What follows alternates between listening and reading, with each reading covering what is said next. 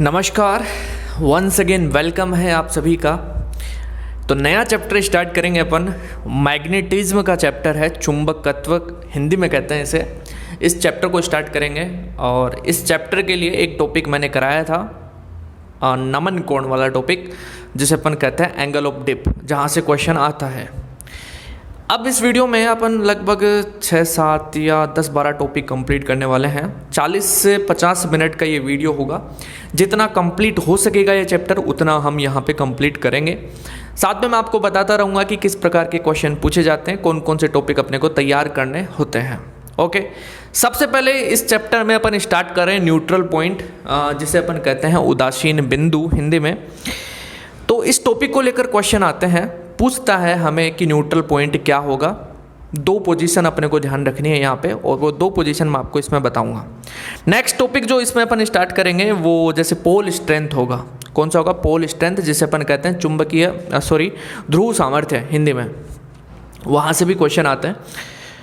Third topic यहाँ पे होगा कुलाम्स लॉ, कुलाम का नियम। ये टॉपिक अपन यहाँ पे देखेंगे। फोर्थ टॉपिक अपन इसमें देखेंगे मैग्नेटिक डाइपोल, चुंबकीय द्विध्रुव, वहाँ से भी क्वेश्चन आते हैं। और चुंबकीय द्विध्रुव आघूर्ण, वो टॉपिक पढ़ेंगे। फिर द्विध्रुव आघूर्ण जो है, डाइपोल मूवमेंट है, वो लगभग 3 अपन यहाँ पे देखेंगे। जैसे कि एक ऑर्बिटल इलेक्ट्रॉन है, कक्षीय इलेक्ट्रॉन है, उसके लिए कितना होगा वो देखेंगे। एक बार मैग्नेट है, उसके लिए कितना होगा वो देखेंगे। इसी के साथ में एक करंट कैरिंग लूप है, उसके लिए कितना मैग्नेटिक डाइपोल मोमेंट होगा, कितना द्विध्रुव आघूर्ण होगा, वो हम बात करेंगे।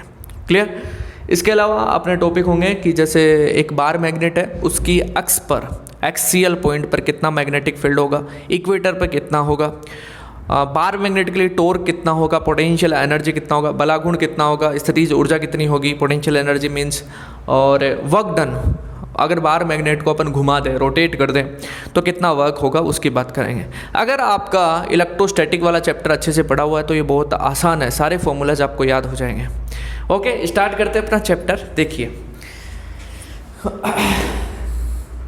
सबसे पहले अपन बात करते हैं न्यूट्रल पॉइंट की, उदासीन बिंदु की। देखिए, क्या है न्यूट्रल पॉइंट, ये अपने को पता होना चाहिए। न्यूट्रल पॉइंट उदासीन बिंदु नाम से क्लियर होता है कि जहाँ पे कोई चीज़ है ही नहीं, एक तरह से मतलब कोई चीज़ जीरो है। जैसे प्लस क्यू माइनस क्यू दोनों एक जगह हो जाए तो अपन क्या बोलेंगे, दोनों एक दूसरे को क्या कर देंगे, न्यूट्रल कर देंगे, मीन्स चार्ज जीरो हो जाएगा, उदासीन। तो न्यूट्रल पॉइंट क्या होता है मैग्नेटिज्म में, जहाँ पर टोटल मैग्नेटिक फील्ड जीरो होता है, उसे अपन न्यूट्रल पॉइंट कहते हैं। क्या? न्यूट्रल पॉइंट मीन्स जहाँ पर total magnetic field zero, total magnetic field क्या हो, जीरो हो। कुल चुंबकीय क्षेत्र, हिंदी में क्या बोलेंगे, कुल चुंबकीय क्षेत्र क्या हो, जीरो हो। उन पॉइंट्स को अपन न्यूट्रल पॉइंट कहते हैं। क्लियर? अब ये टोटल मैग्नेटिक फील्ड जीरो कैसे होता है कि जैसे कि पॉइंट, अपन इसको थोड़ा सा डिफाइन करें कि point at which magnetic field of a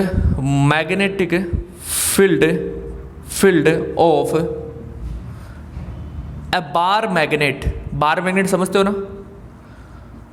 bar magnet, छड़ चुंबक, जिसके 2 ध्रुव होते हैं, एन और एस, आपने छोटी क्लासों में पढ़ा है। Point at which magnetic field of bar magnet is equal and opposite to the magnetic field of earth. पृथ्वी का चुंबकीय क्षेत्र एक छड़ चुंबक के चुंबकीय क्षेत्र के बराबर व विपरीत होता है जिन पॉइंट्स पर, जिन बिंदुओं पर, उन बिंदुओं को अपन कहते हैं उदासीन बिंदु। उदासीन बिंदु क्या होंगे? ऐसे बिंदु जहां पर पृथ्वी का चुंबकीय क्षेत्र छड़ चुंबक के चुंबकीय क्षेत्र के बराबर तथा विपरीत होता है, क्या कहलाते हैं? उदासीन बिंदु, न्यूट्रल पॉइंट कहलाते हैं। क्लियर इतनी बात है? चलिए, ये बात क्लियर हो गई। अब अपन क्या करते हैं, न्यूट्रल पॉइंट निकालते हैं, उदासीन बिंदु निकालते हैं, और यही पूछता है अपने को। जैसे कि अपन 2 पॉइंट्स यहाँ पे देखेंगे। एक है अपने पास, जैसे कि मैं कहूँ केस फर्स्ट, जब अपने पास एक बार मैग्नेट है, एक क्षण चुंबक है, उस क्षण चुंबक का दक्षिणी ध्रुव भौगोलिक उत्तर की ओर हो, मतलब ऐसे हो, क्षण चुंबक का दक्षिणी ध्रुव साउथ पोल, और ये नॉर्थ पोल, कि south pole of a bar magnet pointing in geographical north, south pole of a bar magnet pointing in geographical north, या हम कहें south pole, direction of south pole of a bar magnet is in the direction of geographical north. क्षण चुंबक के दक्षिणी ध्रुव, क्षण चुंबक का दक्षिणी ध्रुव भौगोलिक उत्तर की ओर हो, क्या? क्षण चुंबक का, देखो हिंदी इंग्लिश दोनों चल रही है अपने, क्षण चुंबक का दक्षिणी ध्रुव, कौन सा ध्रुव? दक्षिणी ध्रुव, किधर हो? भौगोलिक उत्तर की ओर हो, किधर? भौगोलिक उत्तर की ओर, भौगोलिक उत्तर की ओर हो, उत्तर की ओर हो। इंग्लिश में क्या होगा? South pole of a bar magnet pointing in geographical north, ये मैंने आपको बताया था, ज्योग्राफिकल नॉर्थ, ज्योग्राफिकल साउथ बता दिया था भाई। जिधर नॉर्थ साउथ है एक्चुअल में वही क्या है? भौगोलिक उत्तर, ज्योग्राफिकल नॉर्थ, ज्योग्राफिकल साउथ है। तो जो अपने पास बार मैग्नेट है वो किस प्रकार से है कि बार मैग्नेट का साउथ पोल, क्या? साउथ पोल किधर है? भौगोलिक उत्तर की ओर है, किधर है? ज्योग्राफिकल नॉर्थ की ओर है। ये ज्योग्राफिकल नॉर्थ है, जैसे मैं कहूँ ये ज्योग्राफिकल नॉर्थ है और ये ज्योग्राफिकल साउथ है, थोड़ा सा मैं बता देता हूँ, ठीक है। अब होता क्या है कि अर्थ जो होती है वो मैग्नेट की तरह काम करती है, चुंबक की तरह काम करती है, और मैंने बताया था जिधर नॉर्थ होता है उधर क्या होता है? मैग्नेट का साउथ होता है, और जिधर साउथ होता है उधर मैग्नेट का नॉर्थ होता है। बस ये थोड़ा सा ऐसे टिल्ट होता है, थोड़ा सा झुका हुआ होता है, 11.3 11.5 डिग्री का एंगल होता है। अब ये क्या बता रहा हूँ, शायद अगर आपने पहले पढ़ा है ये चैप्टर, जैसे मैंने बताया था अर्थ मैग्नेटिज्म, तब आपको समझ में आ रहा होगा, लेकिन फिर भी मैं आपको बताऊंगा, ठीक है। ये नॉर्थ और साउथ पोल ये है ही। अब इसमें क्या होता है कि अर्थ में मैग्नेट जो होती है, जिधर नॉर्थ होता है ना उधर साउथ होता है मैग्नेट का, क्या होता है? साउथ, कि जैसे कि यहाँ पे होगा साउथ पोल, किसका? मैग्नेट का, और यहाँ पे होगा नॉर्थ पोल, किसका? मैग्नेट का। कौन सी मैग्नेट का? जो कि अर्थ के अंदर है, जो कि अपन हाइपोथेसिस करते हैं, मतलब कल्पना करते हैं कि ऐसा है। साउथ पोल, नॉर्थ पोल, ऐसे है अर्थ में सिस्टम, ठीक है। और हमने क्षण चुंबक को भी ऐसे ही रखा है। तो अपने को न्यूट्रल पॉइंट बताना है। न्यूट्रल पॉइंट क्या होते हैं? Point at which magnetic field of a bar magnet is equal and opposite to the magnetic field of earth. बिंदु जहां पर चुंबकीय क्षेत्र, जहां पे क्षण चुंबक का चुंबकीय क्षेत्र पृथ्वी के चुंबकीय क्षेत्र के बराबर एवं विपरीत होते हैं, उसे अपन क्या कहते हैं? उदासीन बिंदु कहते हैं। और वहां पे टोटल फील्ड क्या हो जाएगा? 0 हो जाएगा। क्लियर? ओके। अब देखिए अर्थ में मैग्नेटिक फील्ड कैसे होगा? अर्थ में मैग्नेटिक फील्ड साउथ, नॉर्थ से साउथ ऐसे ही होगा, राइट है क्या? ऐसे ही होगा। एम आई राइट? सही है, मतलब इस प्रकार से होगा। तो हम आप इसको मिटा देता हूं। देखिए ये अपने को क्लियर हुआ भाई, नॉर्थ से साउथ तो मैग्नेटिक फील्ड होता ही है, लेकिन अर्थ में जिधर नॉर्थ है उधर साउथ पोल है मैग्नेट का, तो मतलब इस प्रकार से अपने पास फील्ड होगा, राइट। किसका फील्ड है ये अर्थ का मैग्नेटिक फील्ड है, अर्थ का, अर्थ बी, राइट। ओके, अब इसमें किधर होगा? इस क्षण चुंबक में, इसमें भी ऐसे ही होगा, ओके ना? ठीक है, ऐसे ही अपने पास होगा। और साउथ पोल में मैग्नेटिक फील्ड लाइंस इंटर करेंगी और नॉर्थ पोल से मैग्नेटिक फील्ड लाइन बाहर जाएंगे। तो यहां पे चेक करें, देखो अगर हम बात करें कि ये क्षण चुंबक है और इसके यहां पर मैग्नेटिक फील्ड देखें तो इस डायरेक्शन में है, और अर्थ का मैग्नेटिक फील्ड भी इस डायरेक्शन में है, तो यहां पे तो दोनों सेम डायरेक्शन में है, तो यहां पे तो न्यूट्रल पॉइंट अपने को मिलेगा नहीं। लेकिन यहां पे देखें तो नॉर्थ पोल से फील्ड लाइन बाहर निकल रही है, राइट, ऐसे। और साउथ पोल पे फील्ड लाइन इंटर कर रही हैं। तो नॉर्थ पोल से बाहर निकल रही है, कहाँ पे? चुंबकीय अक्ष में। हालांकि सभी जगह निकल रही है, लेकिन इसमें इस प्रकार से निकल रही है, परपेंडिकुलर, लंबवत ऐसे। और यहाँ पे अर्थ का मैग्नेटिक फील्ड किधर है? इधर, इस डायरेक्शन में। तो हम देख रहे हैं दोनों फील्ड एक दूसरे का अपोजिट हो गए क्या? अपोजिट हो गए ना। और यहाँ पे देखें तो यहाँ पे फील्ड लाइन इधर, और यहाँ पे इधर, यहाँ पे, और यहाँ पे बार मैग्नेट की फील्ड लाइन इधर है और अर्थ का मैग्नेटिक फील्ड ऊपर है। तो ये दो पॉइंट्स ऐसे हैं जहां पे फील्ड एक दूसरे के अपोजिट है। एक दूसरे का मतलब अर्थ का मैग्नेटिक फील्ड बार मैग्नेट के मैग्नेटिक फील्ड के अपोजिट है। अर्थ का चुंबकीय क्षेत्र पृथ्वी का चुंबकीय क्षेत्र क्षण चुंबक के चुंबकीय क्षेत्र के विपरीत है। तो यहाँ पे बराबर भी मिल सकता है, मतलब अपने को 2 पॉइंट मिलेंगे। क्या? अपने को 2 पॉइंट मिलेंगे। कितने पॉइंट? 2 पॉइंट, जहां पर टोटल मैग्नेटिक फील्ड क्या हो सकता है? 0। तो एक पॉइंट अपन ने N1 माना और दूसरा पॉइंट अपन ने क्या माना? N2।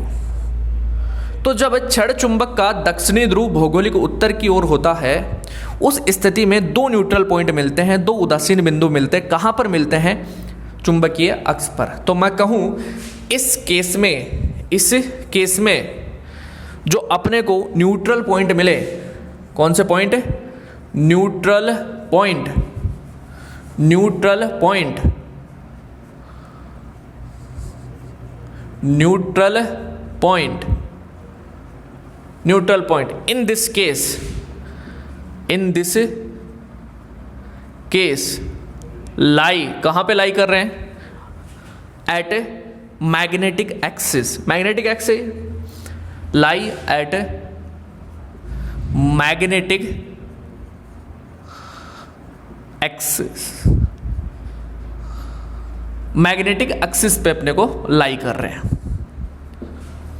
इस स्थिति में उदासीन बिंदु चुंबकीय अक्ष पर मिलते हैं या चुंबकीय अक्ष पर स्थित होते हैं। कितने होते हैं? 2। कितने न्यूट्रल पॉइंट माने? 2 न्यूट्रल पॉइंट। 2 न्यूट्रल पॉइंट कहां पे? चुंबकीय अक्ष पर। 2 उदासीन बिंदु चुंबकीय अक्ष पर मिलते हैं इस स्थिति में। क्लियर इतनी बातें? चलिए नेक्स्ट केस सेकंड की बात करते हैं। केस सेकंड, स्थिति सेकंड। केस सेकंड क्या है? इसमें क्या था कि जो साउथ पोल था वो नॉर्थ की ओर था। अब अपन क्या कर लेते हैं कि जो बार मैग्नेट है उसका नॉर्थ पोल, उसका कौन सा पोल? नॉर्थ पोल, वो अपन कर लेते हैं ज्योग्राफिकल नॉर्थ की ओर, और साउथ पोल कर लेते हैं ज्योग्राफिकल साउथ की ओर। क्लियर इतनी बात है? हमने क्या किया कि जो अपने पास क्षण चुंबक है इसका उत्तरी ध्रुव भौगोलिक उत्तर की ओर कर लिया और दक्षिण ध्रुव भौगोलिक दक्षिण की ओर।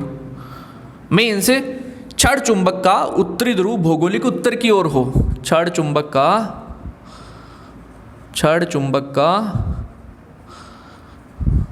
उत्तरी ध्रुव किधर हो? भौगोलिक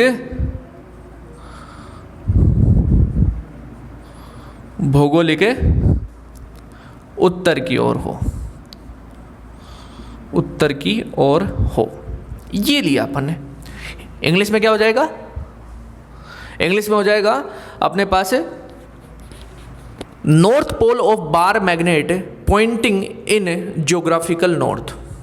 पॉइंटिंग इन ज्योग्राफिकल नॉर्थ। तो देखो अर्थ का मैग्नेटिक फील्ड ऐसे ही है, राइट है, ये अभी मैंने आपको बता ही दिया पहले, ठीक है। और बार मैग्नेट का ऐसे होगा। अब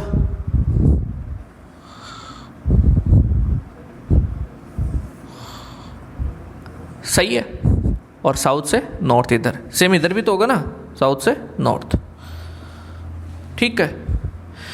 तो साउथ पोल में अपने पास क्या होगा? मैग्नेटिक फील्ड एंटर करेगा और नॉर्थ पोल से मैग्नेटिक फील्ड बाहर जाएगा, राइट। तो यहां पर तो अपने को न्यूट्रल पॉइंट मिलेंगे नहीं क्योंकि यहां पर दोनों सेम डायरेक्शन में है, लेकिन यहां पे देखें तो अपोजिट डायरेक्शन में, तो मतलब अपने को वापस से 2 न्यूट्रल पॉइंट मिलेंगे। ये N1, ये N1 और ये हो गया N2। कहाँ पर मिले ये N1 N2 अपने को? ये N1 N2 अपने को मिल गए मैग्नेटिक इक्वेटर पे। ये क्या है? छड़ चुंबक का चुंबकीय निरक्ष है। तो अपने को दो न्यूट्रल पॉइंट मिले। कितने न्यूट्रल पॉइंट? दो न्यूट्रल पॉइंट। कहाँ पर मिले? कहाँ पर मिले? तो हम बोलेंगे अपने को जो दो न्यूट्रल पॉइंट मिले, ये मिले अपने को चुंबकीय निरक्ष पर। कहाँ पर? मैग्नेटिक इक्वेटर पे। मैग्नेटिक इक्वेटर पर, चुंबकीय निरक्ष पर। Lie at two neutral point lie at magnetic equator. दो उदासीन बिंदु चुंबकीय निरक्ष पर स्थित होते हैं। इन दिस केस, इस स्थिति में यहां पे भी दो मिले, यहां पे भी दो मिले, यहां पे दो मिले चुंबकीय अक्ष पर, और यहां पे कहां पे मिले? चुंबकीय निरक्ष पर। ये दोनों क्वेश्चन आते हैं।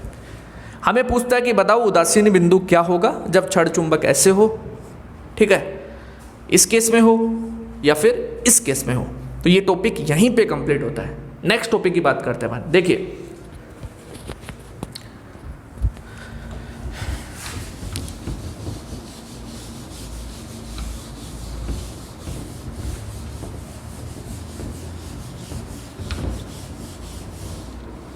नेक्स्ट टॉपिक आता है अपने पास पोल स्ट्रेंथ। कौन सा है? Pole strength. हिंदी में कहते हैं ध्रुव सामर्थ्य। क्या है? ध्रुव सामर्थ्य। Strength, power. क्या है ये? एक प्रकार की आकर्षण क्षमता है। आकर्षण क्षमता। Attracting power. क्या है ये? Attracting power. आकर्षण क्षमता किसकी? एक बार मैग्नेट की। और बार मैग्नेट में भी किसकी? पोल्स की। अट्रैक्टिंग पावर ऑफ पोल्स, ध्रुवों की। कौन से ध्रुव की? छड़ चुंबक के ध्रुव की। अट्रैक्टिंग पावर, उसे अपन कहते हैं पोल स्ट्रेंथ।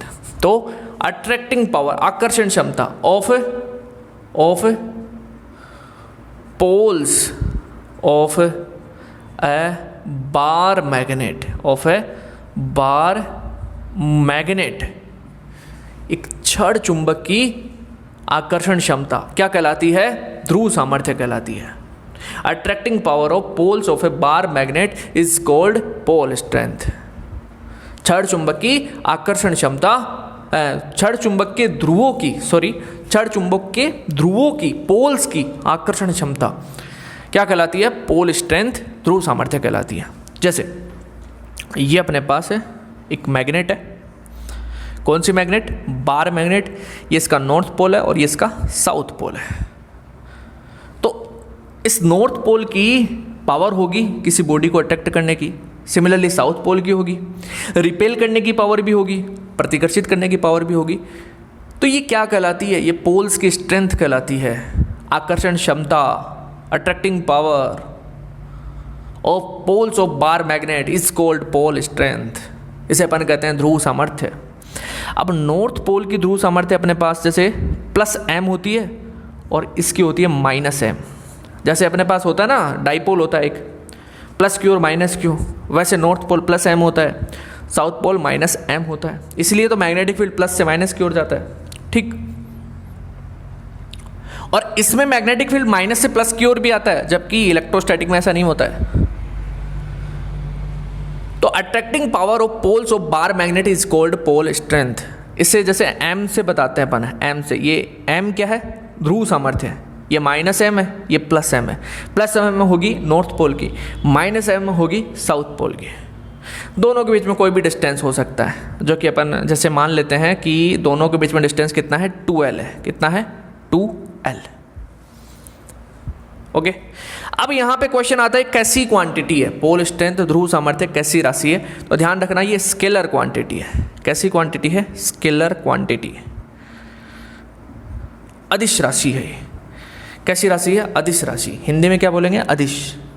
अदिश, जिसकी दिशा नहीं है, कोई डायरेक्शन नहीं होती इनकी कि +m की कोई डायरेक्शन है या -m की कोई डायरेक्शन नहीं। ये ध्रुव सामर्थ्य क्वांटिटी है बट स्केलर क्वांटिटी है, अदिश राशि है। ओके, सेकेंड थिंग यहाँ पे पूछता अपने को इसका यूनिट, तो इसका ऐसा यूनिट कई बार पूछ चुका है, पूछ सकता है। क्या होता है ऐसा यूनिट, ध्यान रखना एम्पियर मीटर होता है। डायरेक्ट याद रखो क्या होता है, एम्पियर मीटर। क्या होता है, एम्पियर मीटर। ये क्या है इसका ऐसा यूनिट, मीन्स मात्रक। हिंदी में क्या बोलेंगे, मात्रक। ओके, तो मैंने पोल स्ट्रेंथ के बारे में बता दिया आपको। क्या है पोल स्ट्रेंथ, पोल्स की अट्रैक्ट करने की पावर, उसे अपन कहते हैं पोल स्ट्रेंथ। ठीक है, स्केलर क्वांटिटी है, यूनिट क्या होता है, एम्पियर मीटर होता है। डिस्टेंस 2L अपन ने यहाँ पे मानी है, N का प्लस M होता है और S का माइनस M होता है। अब यहाँ पे और जो क्वेश्चन पूछता है अपने को, पूछता है कि एक बार मैग्नेट को कट कर दिया, बार मैग्नेट को क्या कर दिया, cut of a bar magnet. छड़ चुंबक को तोड़ने पर या कट करने पर, तोड़ने पर या कट करने पर, हिंदी में क्या बोलेंगे, छड़ चुंबक को तोड़ने पर या कट करने पर। जैसे कि केस फर्स्ट, अपन ने बार मैग्नेट को कैसे तोड़ा, किस प्रकार से तोड़ा, उसकी बात कर रहे हैं। जैसे ये नॉर्थ पोल है और ये साउथ पोल है। ओके, इसका प्लस M होगा और इसका माइनस M होगा, प्लस M माइनस M। अपन ने बार मैग्नेट को इक्वेटर लाइन से तोड़ दिया। कौन सी लाइन से तोड़ दिया, इक्वेटर लाइन से। तो जब ऐसा तोड़ते हैं तो होता क्या है, बार मैग्नेट है, ये नहीं है कि इसका नॉर्थ पोल अलग हो गया तो केवल नॉर्थ ही रहेगा, नहीं, दूसरा पोल अपने आप साउथ बन जाता है, अपने आप साउथ। सिमिलरली इसकी बात करेंगे तो ये नॉर्थ बन जाएगा और ये साउथ है पहले से। लेंथ पहले कितनी थी, 2L, और अब लेंथ कितनी होगी, L। ध्रुव सामर्थ्य पर क्या प्रभाव पड़ा, ये पूछते हैं। मैग्नेटिक पोल स्ट्रेंथ पे क्या इफेक्ट पड़ा, तो पोल स्ट्रेंथ पे इस कंडीशन में कोई इफेक्ट नहीं पड़ता। ये प्लस M और ये माइनस M, ये माइनस M, ये वापस से प्लस M और ये माइनस M। पहला तो ये पूछता है यहाँ पे केस। सेकंड केस इसमें अपने से पूछता है कि इस बार अपन क्या करें, जो बार मैग्नेट है इसको एक्सियल से काट दें, एक्सिस से काट दें। जो अपने पास बार मैग्नेट है इसकी एक्सिस से अपन इसको कट कर दें, इसके एक्सिस से ऐसे। ये नॉर्थ पोल है और ये साउथ पोल है, अपन ऐसे कट कर दें तो क्या इफेक्ट पड़ेगा। ठीक है, ये क्या है, प्लस M और ये क्या है, माइनस M। अब ऐसे कट करते हैं तो ये अपने पास कुछ ऐसे हो जाएगा अरेंजमेंट। ये नॉर्थ पोल और ये साउथ पोल, ये नॉर्थ पोल और ये साउथ पोल। इस स्थिति में पोल स्ट्रेंथ भी दो पार्ट में डिवाइड हो जाता है, m/2 plus m/2 plus m/2, और ये हो जाएगा माइनस m/2 माइनस m/2। ये ध्यान रखना है। ये डिस्टेंस कितना है, 2L अपन ने माना था, 2L ही है, यहाँ पे L हो गया। तो दोनों केसेस अपने से पूछता है किस स्थिति में ध्रुव सामर्थ्य आधी हो जाती है, जब इसको अपन एक्सियल पॉइंट से काट देते हैं, एक्सिज रेखा से काट देते हैं, एक्सियल लाइन से काट देते हैं। जब बार मैग्नेट को अक्षीय रेखा से दो भागों में विभाजित कर दिया जाता है तो इसका ध्रुव सामर्थ्य बदल जाता है, चेंज हो जाता है। पोल स्ट्रेंथ इसका क्या हो जाता है, चेंज हो जाता है। दो पार्ट्स में डिवाइड करते हैं तो प्लस m/2 माइनस m/2, मतलब m का आधा हो जाता है। क्लियर। तो पोल स्ट्रेंथ को लेकर इतना जानना जरूरी है क्योंकि ये पूछता है। अब अपन बात करेंगे इसमें कूलॉम्स लॉ की, कूलॉम के नियम की। देखो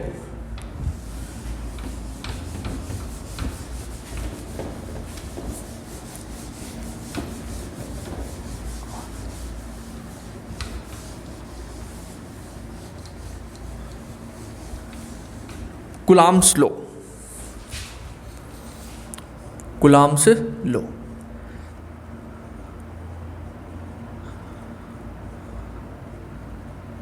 कूलॉम का नियम, for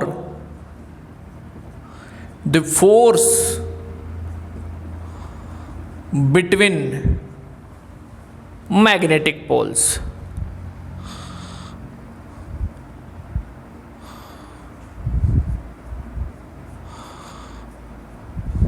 क्या? चुंबकीय ध्रुवों के लिए कूलाम का नियम। जैसे कि एक बार मैग्नेट है, ये इसका नॉर्थ पोल है और ये इसका साउथ पोल है। ये दूसरा बार मैग्नेट है, ये इसका नॉर्थ पोल है और ये इसका साउथ पोल है। आपको पता है दोनों के बीच में अट्रैक्शन लगेगा, क्योंकि ये माइनस है और ये प्लस है। जैसे इसका क्या होगा, अपन ने मान लिया -m1 और ये क्या होगा +m2। m2 क्यों लिया?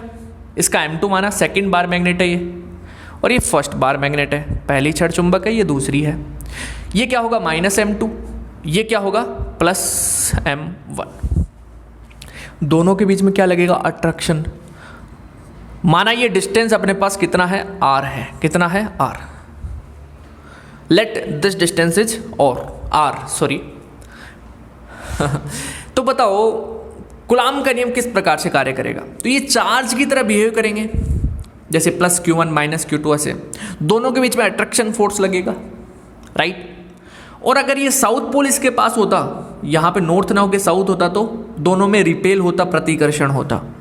तो ये जो फोर्स लगेगा ना, जैसे कि आपने पढ़ा था कूलाम्स लॉ में चार्जेस के लिए K Q1 Q2 upon r²। Similarly यहाँ पे क्या हो जाएगा, K M1 M2 upon r²। यहाँ पे K क्या होता है, 1/4 पाई एप्सिलॉन नॉट। किसके लिए, एयर या वैक्यूम। और जो मेजरमेंट ले रहे हैं वो SI सिस्टम होता है। हवा या निर्वात के लिए K ये होता है, और जो मापन की पद्धति है वो SI लेते हैं, तो ये होता है। सिमिलरली यहाँ पे K होता है μ0/4 पाई। किसके लिए, जब अपन बात करें हवा या निर्वात की, और मापन की पद्धति अपने पास क्या हो, SI सिस्टम हो। क्या हो, SI सिस्टम। फॉर एयर या वैक्यूम, हवा या निर्वात के लिए। और सिस्टम कौन सा है, SI सिस्टम की अपन बात कर रहे हैं।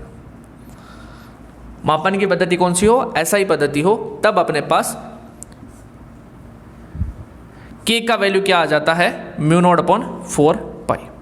तो कूलाम्स लॉ का फॉर्म, कूलाम्स लॉ का जो रूप होगा मैग्नेटिक पोल्स के लिए, चुंबकीय ध्रुवों के लिए, वो इस प्रकार से होगा। यहाँ पे M1 M2 क्या है, ध्रुव सामर्थ्य है। क्या है, ध्रुव सामर्थ्य, पोल स्ट्रेंथ। K का वैल्यू μ0/4 पाई, और ये वैल्यू आता है अपने पास 10⁻⁻⁷ 10⁻⁻⁷। यूनिट क्या होगा, यूनिट अपन निकाल सकते हैं। देखो यहाँ से निकालो, देखें न्यूटन मीटर स्क्वायर। इसका क्या आया, एम्पियर मीटर, और एम्पियर मीटर का स्क्वायर। मतलब अपने पास कितना आ गया, 10⁻⁷ newton metre square upon ampere square और मीटर स्क्वायर। कट गया, क्या आ गया, 10⁻⁷ न्यूटन अपॉन एम्पियर स्क्वायर। और ये वैल्यू तो मैंने आपको मैग्नेटिक फील्ड वाले चैप्टर में, मतलब इससे पिछले वाले चैप्टर में बताई भी थी, समझाया भी था, कैसे अपन मात्रक निकाल रहे, कैसे अपन विमा निकाल रहे हैं। क्लियर। तो कूलाम के नियम का जो रूप होगा वो ये होगा, K का वैल्यू होगा μ0/4 पाई, और इसकी वैल्यू होगी 10⁻⁷ newton metre square upon ampere metre square. ये कैसे आया, इसका एम्पियर मीटर होता है ना, तो स्क्वायर कर दिया, तो अपने पास आ गया 10⁻⁷ Newton upon ampere square. Clear.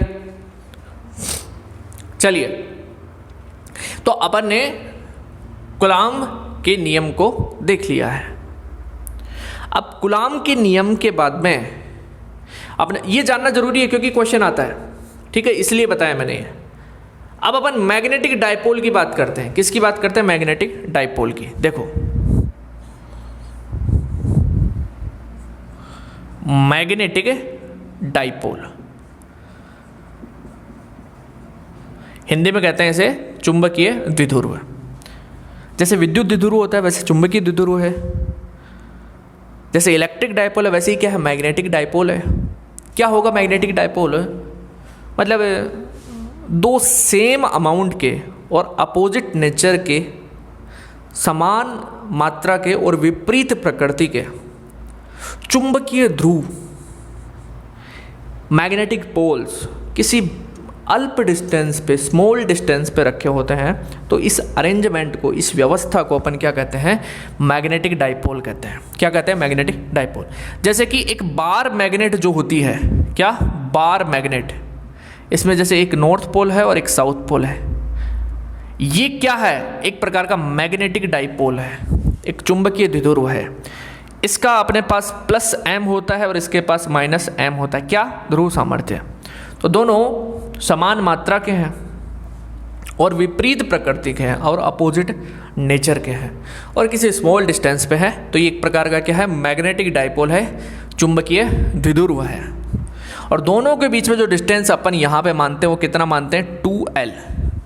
जैसे अपन इलेक्ट्रिक डाइपोल में देखते हैं ना, वैसे ही यहाँ पे है 2L डिस्टेंस यहाँ पे अपन कंसिडर करते हैं, एक प्लस m दूसरा माइनस m। ओके, चलिए, ये मैग्नेटिक डाइपोल हो गया, मतलब बार मैग्नेट की डाइपोल की तरह बिहेव करती है, एक मैग्नेटिक डाइपोल होती है, छड़ चुंबक एक चुंबकीय द्विध्रुव होती है। N का प्लस m होता है, S का माइनस m होता है, ये क्या होता है, ध्रुव सामर्थ्य। डिस्टेंस कितना है दोनों के बीच में, 2L। ये स्मॉलेस्ट डिस्टेंस होता है दोनों के बीच में, कितना, स्मॉलेस्ट, अल्प डिस्टेंस होता है। तो ये पूरा अरेंजमेंट, पूरी व्यवस्था अपने पास चुंबकीय द्विध्रुव कहलाती है। अब जैसे इसकी जगह कोई दूसरा अपने पास डाइपोल हो सकता है, लेकिन मैग्नेट का होना चाहिए, नॉर्थ साउथ तो होंगे उसमें, एक प्लस m और एक माइनस m होंगे, ठीक है। अगर ऐसा हो गया तो कि जैसे कि ये नॉर्थ पोल है, ये साउथ पोल है, ये साउथ पोल है, ये नॉर्थ पोल है और ये साउथ पोल है, अगर इस प्रकार से स्थित है, तो ये अगर अपन कहें ये तो है अपने पास चुंबकीय द्विध्रुव, लेकिन ये दोनों चुंबकीय द्विध्रुव नहीं है, मैग्नेटिक डाइपोल नहीं है। क्यों? क्योंकि दोनों पे प्लस प्लस है। ये ऐसे होता ना, S और N, उस सिचुएशन में ये दोनों भी होते और ये दोनों भी होते, क्लियर है ना, सॉरी, ये दोनों भी होते और ये तो आपस में होते ही। इतनी बातें क्लियर है? मतलब मैग्नेटिक डाइपोल होने के लिए, चुंबकीय द्विध्रुव होने के लिए प्लस और माइनस होना जरूरी है। जैसे चार्जेस में होता है, आवेश में होता है, वैसे ही यहाँ पे होता है। ओके, चलिए अब इसमें अपन पढ़ते हैं मैग्नेटिक डाइपोल मोमेंट की बात करते हैं। किसकी? मैग्नेटिक डाइपोल मोमेंट, हिंदी में कहते हैं चुंबकीय द्विध्रुव आघूर्ण। क्या? चुंबकीय द्विध्रुव आघूर्ण। जैसे विद्युत द्विध्रुव आघूर्ण पढ़ा था, वैसे चुंबकीय द्विध्रुव आघूर्ण होता है। विद्युत द्विध्रुव आघूर्ण में क्या था, Q एक चार्ज का मैग्नीट्यूड था और दोनों के बीच में डिस्टेंस थी 2L। सिमिलरली यहाँ पे होगा, इसे हम M से प्रदर्शित करते हैं। किससे? M से।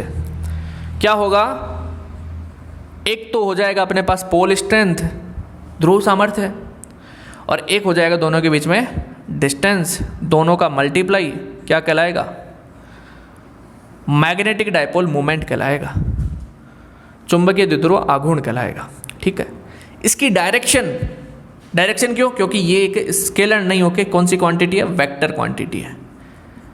ये वेक्टर क्वांटिटी होता है, सदिश राशि होता है। कैसी राशि? सदिश। ये वैसे ही है जैसे अपने पास विद्युत द्विध्रुव आघूर्ण होता है, वैसे ही same vector quantity. It is a vector quantity, scalar quantity नहीं है।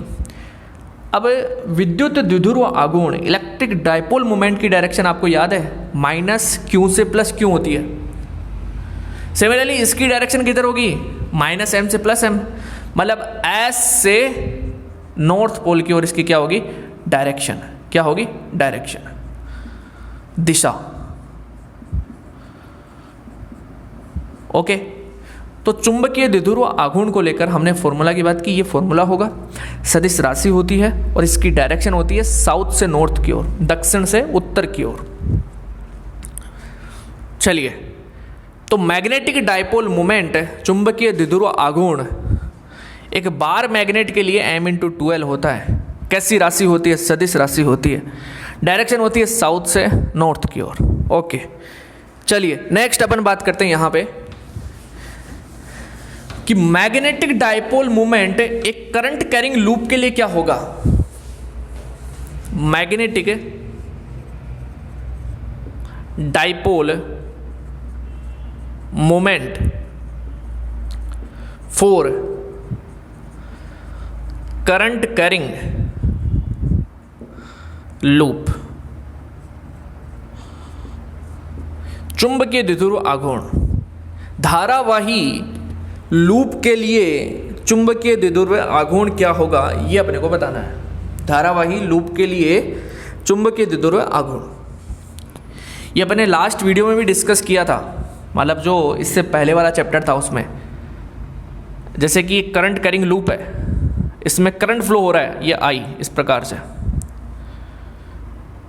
तो इसमें करंट ऐसे फ्लो हो रहा है, ठीक है। तो जिस डायरेक्शन की मतलब जिस दिशा में देखने पर धारा की दिशा वामावर्त लगे, एंटी क्लॉकवाइज, वो मैग्नेट का नॉर्थ पोल होता है, वो नॉर्थ पोल की तरह बिहेव करता है, ठीक है। और जिस डायरेक्शन में देखने पर करंट की डायरेक्शन दक्षिणावर्त लगे, क्लॉकवाइज लगे, क्लॉकवाइज, वो साउथ पोल की तरह बिहेव करता है। तो एक प्रकार से करंट कैरिंग लूप एक बार मैग्नेट की तरह काम करता है, इसलिए इसके लिए भी मैग्नेटिक मोमेंट निकलेगा, चुंबकीय द्विध्रुव आघूर्ण आएगा, और इसका वैल्यू होता है m is equal to NIA। n क्या है? फेरों की संख्या। अब करंट कैरिंग लूप अगर सिंगल है तब n का वैल्यू 1 है, और करंट कैरिंग लूप बहुत सारे हैं, मतलब कुंडली की बात करें, किसके लिए? कोइल के लिए बात करें, कोइल के लिए एक क्या हो अपने पास? कुंडली हो, जिसमें नंबर ऑफ टर्न्स n हो, तो उसके लिए अपने पास मैग्नेटिक डायपोल मोमेंट होता है NIA। n होता है नंबर ऑफ टर्न्स, फेरों की संख्या, I होती है करंट, A होता है एरिया, A होता है एरिया। क्लियर? ये होता है m is equal to NIA for current carrying loop. Similarly अगर बात करें, ये लूप की बात की है अपन ने, अगर बात करें एक ऑर्बिटल इलेक्ट्रॉन के लिए, किसके लिए? एक ऑर्बिटल इलेक्ट्रॉन के लिए, एक ऑर्बिटल इलेक्ट्रॉन मतलब एक कक्षीय इलेक्ट्रॉन का, कक्षीय इलेक्ट्रॉन का क्या द्विध्रुव आघूर्ण क्या होगा? कक्षीय इलेक्ट्रॉन का क्यों? क्योंकि देखो एक इलेक्ट्रॉन है, वो न्यूक्लियस के चारों ओर चक्कर लगाता है, नाभिक के चारों ओर क्या करता है? चक्कर लगाता है, राइट। अब इसमें क्या है कि मान लिया कि जो नाभिक है, न्यूक्लियस है, उससे इलेक्ट्रॉन की दूरी r है, डिस्टेंस कितना है? r। अब ये इस प्रकार से चक्कर लगा रहा है, ऐसे घूम रहा है, ऐसे रिवॉल्व कर रहा है, ऐसे राउंड कर रहा है, ऐसे चक्कर लगा रहा है, ठीक है। r त्रिज्या के एक सर्कल में ये चक्कर लगा रहा है एक इलेक्ट्रॉन, किसके चारों ओर? नाभिक के चारों ओर, राइट। ऐसे ही तो घूमते हैं इलेक्ट्रॉन। तो इसका भी द्विध्रुव आघूर्ण निकलेगा, क्यों? क्योंकि ये भी तो एक लूप बन गया ना। क्या बन गया? लूप। क्या बन गया? Loop. Current carrying loop. Current तो नहीं फ्लो हो रहा सर, अरे देखो इलेक्ट्रॉन घूम रहा है, इलेक्ट्रॉन गति कर रहा है, चार्ज गति कर रहा है, तो करंट भी फ्लो होगा। तो करंट किस डायरेक्शन में गति करेगा? इसके अपोजिट, ये होगा I। करंट इसके अपोजिट आता है, बताया भी था मैंने कि इलेक्ट्रॉन के बहने के विपरीत दिशा में क्या होता है? करंट होता है, तो करंट इसके अपोजिट होगा, ठीक है। तो करंट भी फ्लो हो रहा है इसमें, और लूप भी बन रहा है, तो चुंबकीय ध्रुव की तरह कार्य करेगा, द्विध्रुव की तरह, सॉरी मैग्नेटिक डायपोल की तरह काम करेगा। अब ये मैग्नेटिक डायपोल की तरह काम करेगा, तो इसका भी अपने पास डायपोल मोमेंट आएगा, NIA से निकाले क्या? कैसे? n का वैल्यू तो 1 है, क्यों? क्योंकि एक ही चक्कर है अपने पास, एक ही फेरा है, एक ही लूप है। यहाँ पे कोइल के लिए n आता है, अगर सिंगल लूप है तो n की वैल्यू 1 है, तो n की वैल्यू 1, ओके। a की वैल्यू कितनी? एरिया। कितना एरिया है? आप बोलोगे इसका एरिया हो गया πr², यही होगा, राइट। πr² एरिया आ गया। देखो धारा I का वैल्यू निकालें, I क्या होगा? Q/T। Q कितना है? एक इलेक्ट्रॉन। T कितना? एक चक्कर, एक आवर्तकाल। इतना करंट फ्लो हो रहा है, ठीक है। अब इसको अपन ऐसे लिख सकते हैं E/2πr/V। ये कैसे लिखा? अरे ये तो बता भी दिया है मैंने पहले भी।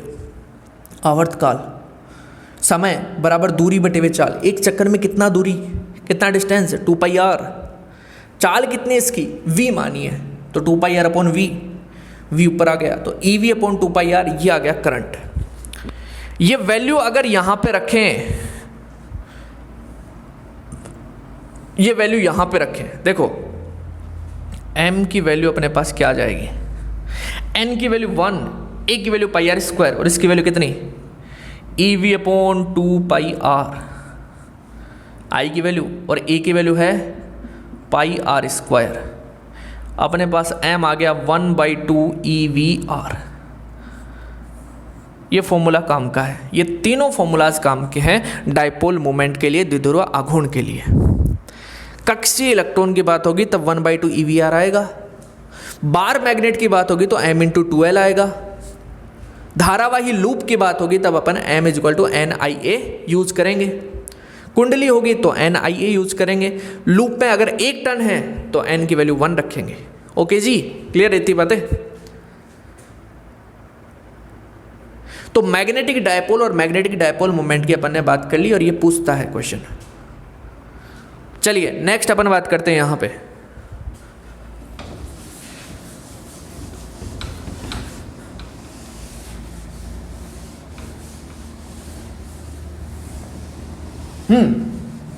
अगला टॉपिक, नेक्स्ट अगला टॉपिक अपने पास आता है मैग्नेटिक फील्ड, चुंबकीय क्षेत्र, magnetic field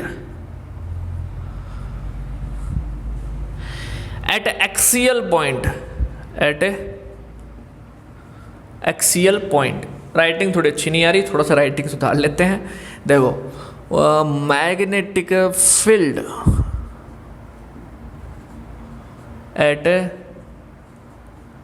axial point of a bar magnet, bar magnet, चुंबकीय, सॉरी दूसरा मार्कर यूज करते हैं, क्या है, छड़ चुंबक के अक्ष पर चुंबकीय क्षेत्र। ये क्वेश्चन है, ये टॉपिक है एक तरह से, छड़ चुंबक के अक्ष पर चुंबकीय क्षेत्र। जैसे कि ये बार मैग्नेट है, ये साउथ पोल है, ये नॉर्थ पोल है, और मैग्नेटिक डायपोल मोमेंट की डायरेक्शन साउथ से नॉर्थ होगी, और इसकी अक्ष पर एक पॉइंट P है। यहाँ पे जो मैग्नेटिक फील्ड होगा, मैं डायरेक्ट लिखूँ तो ये होगा 2km/r³। इक्वेटर पे कितना होगा, अक्ष पर, और इक्वेटर पे भी बता देते हैं। इक्वेटर पे आएगा B=km/r³।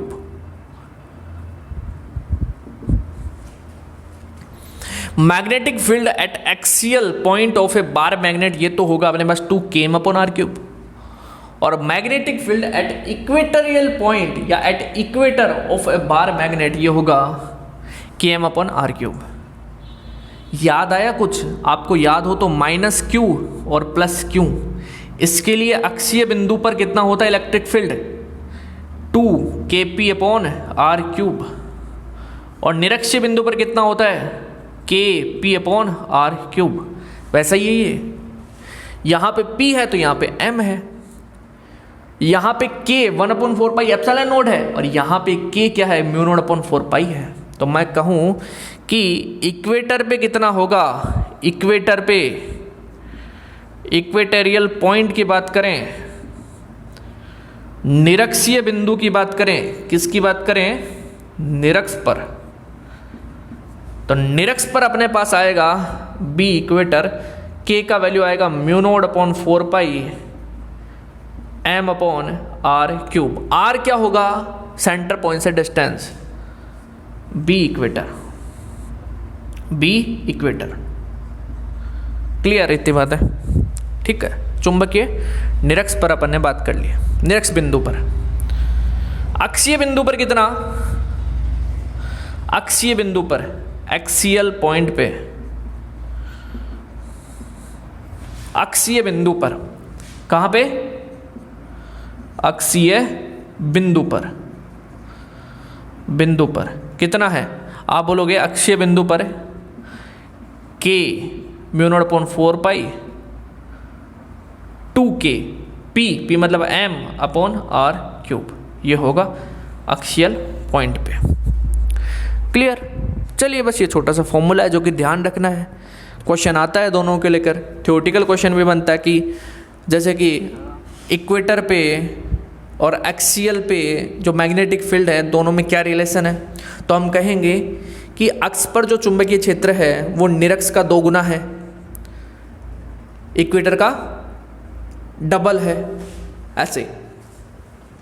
क्लियर? तो ये अपने को ध्यान रखना है। ओके, अब नेक्स्ट टॉपिक की अपन बात करते हैं इसमें टॉर्क की, बलाघूर्ण की।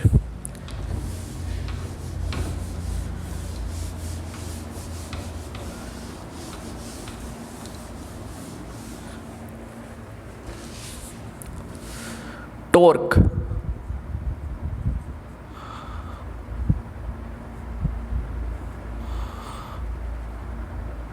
ऑफ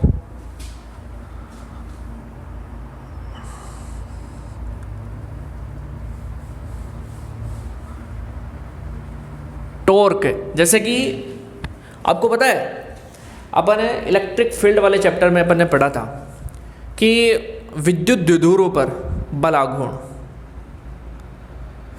एक विद्युत क्षेत्र में रखे विद्युत द्विध्रुव पर बलाघूर्ण, electric field on electric dipole in uniform electric field, sorry, torque on electric dipole in a uniform electric field. Similarly यहाँ पे होगा torque on a bar magnet in uniform magnetic field. बस एक समान चुंबकीय क्षेत्र में रखे छड़ चुंबक पर क्या बलाघूर्ण, torque on a magnetic dipole, ऐसे बोलते हैं, चुंबकीय द्विध्रुव in uniform magnetic field. Hindi में क्या होगा? एक समान चुंबकीय क्षेत्र में स्थित चुंबकीय द्विध्रुव पर बलाघूर्ण, चुंबकीय द्विध्रुव पर बलाघूर्ण। जैसे कि ये मैग्नेटिक फील्ड है, यूनिफॉर्म मैग्नेटिक फील्ड, और इसमें अपने पास एक मैग्नेटिक डाइपोल है, मतलब एक बार मैग्नेट है, ऐसे समझ लो। क्या है? एक बार मैग्नेट। ये नॉर्थ पोल है और ये साउथ पोल है।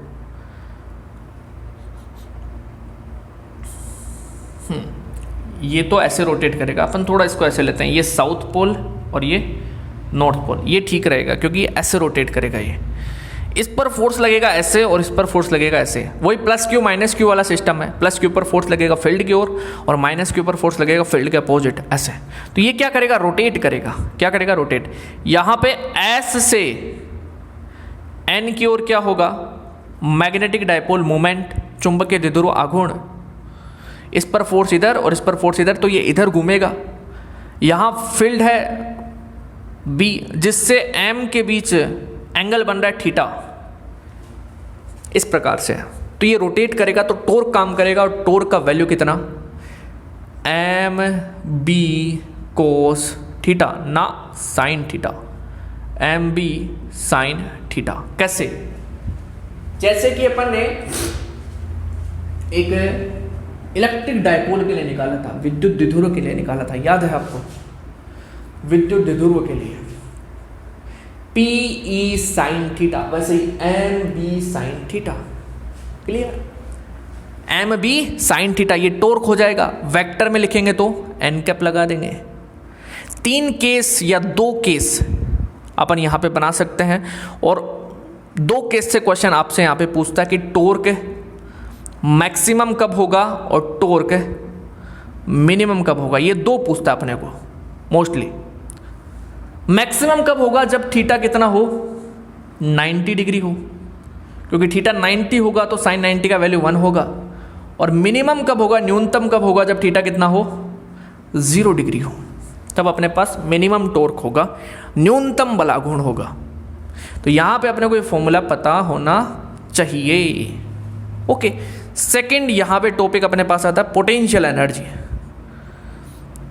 पोटेंशियल एनर्जी, स्थितिज ऊर्जा,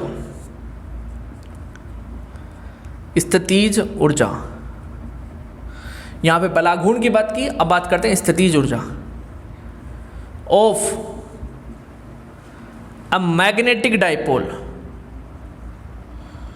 ऑफ अ मैग्नेटिक डाइपोल। एक है चुंबकीय द्विध्रुव की स्थितिज ऊर्जा।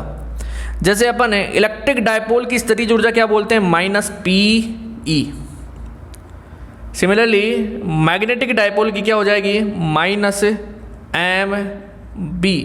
जैसे अपन लिखेंगे MB cos थीटा, ये अपने पास क्या आ जाएगी, magnetic potential energy of a magnetic dipole in magnetic field.